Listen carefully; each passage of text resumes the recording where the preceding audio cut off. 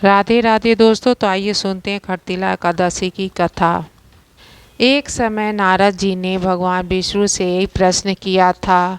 भगवान ने जो खरतिला एकादशी का महात्म्य नारद जी से कहा सो मैं तुमसे कहता हूँ। भगवान ने नारद जी से कहा, हे नारद, मैं तुमसे सत्य घटना कहता हूँ, ध्यानपूर्वक सुनो। प्राचीन काल में मृत्युलोक में एक ब्राह्मणी रहती थी। वह सदैव व्रत किया करती थी। एक समय वह 1 मास तक व्रत करती रही। इससे उसका शरीर अत्यंत दुर्बल हो गया, लेकिन वह बहुत बुद्धिमान थी। उसने सभी देवताओं या ब्राह्मणों के निमित्त अन्न धन का दान नहीं किया था।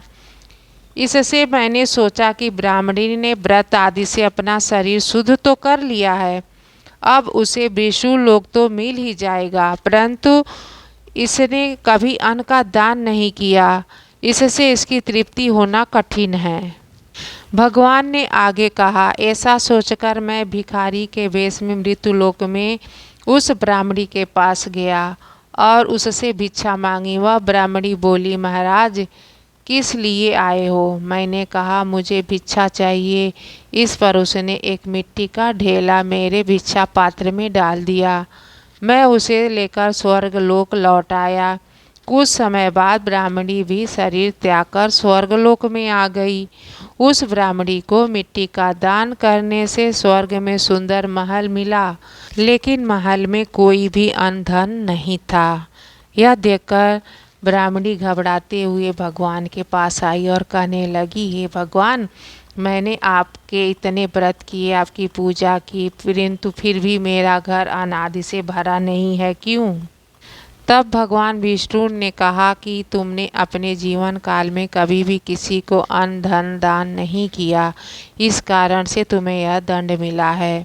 फिर उसने श्री हरि से क्षमा याचना कर मुक्ति का उपाय पूछा।